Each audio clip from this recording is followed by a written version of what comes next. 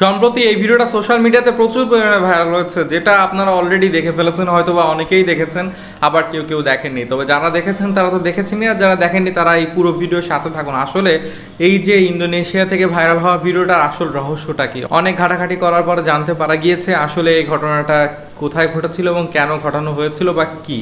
তো চলুন ঘটনায় যাওয়া যাক। এখানে দুইজন মানুষকে দেখা যায়, একটা ছেলে এবং একটা মেয়ে। তারা একটা গাড়ির মধ্যে একসাথে ওইসব সম্পর্কে লিপ্ত হয়। আপনারা তো বুঝতেই পারছেন, পুরো ভেঙে বলা যাবে না।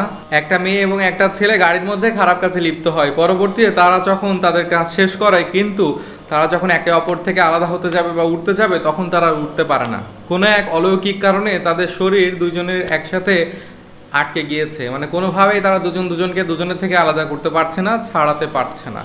তো পরবর্তীতে যখন এই বিষয়টা আশেপাশের লোকজন জানতে পারে বা তারা তাদের ফ্রেন্ডকে কল করে, পরবর্তীতে তাদেরকে ধরে ওইখান থেকে দুইজনকে একসাথে ওই অবস্থাতে বাড়িতে নিয়ে আসে। এবং বাড়িতে নিয়ে আসার পর তারা বিভিন্ন রকমভাবে চেষ্টা করে, কিন্তু তবুও পারে না। তখন হয়তো তারা চিন্তা করে যে এটা হয়তো কোনো কালো জাদুর প্রভাব হতে পারে বা অন্য কোনো সমস্যা হতে পারে। তাই তারা ওঝাও ডেকে নিয়ে আসে এবং বিভিন্ন হুজুরও ডেকে নিয়ে আসে, এবং নিয়ে এসে সবাই মিলে চেষ্টা করে, কিন্তু কোনোভাবেই কিছু করতে পারে না। কোনোভাবেই তাদের দুজনকে আলাদা করা যাচ্ছে না। তারা যেভাবে ছিল সেভাবেই রয়েছে, এবং পরবর্তীতে তাদের ওইভাবেই হসপিটালে নিয়ে যাওয়া হয়। এবং হসপিটালে নিয়ে গেলে সেখানে কর্তব্যরত চিকিৎসকরা তাদেরকে মৃত ঘোষণা করেছে। তারা দুজনই দুনিয়া ছেড়ে চলে গিয়েছে একসাথে অনেকক্ষণ আটকে থাকার কারণে।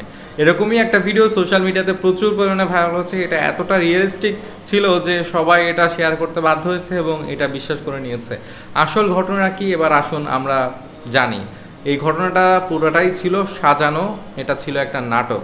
ডাক্তার বলেছিল যে করোনার কারণে নাকি তারা দুনিয়া ছেড়ে চলে গিয়েছে। আসলে এসব পুরোটাই সাজানো, কারণ ইন্দোনেশিয়াতে বিভিন্ন রকম সময়ে বিভিন্ন রকম সমস্যা তৈরি হয়, বিভিন্ন রকম খারাপ কাজে মানুষ লিপ্ত হয়ে যায়। তো এই সামাজিক সচেতনতা বৃদ্ধির জন্য তারা একটা নাটক সাজায় এবং একটা নাটক তৈরি করে।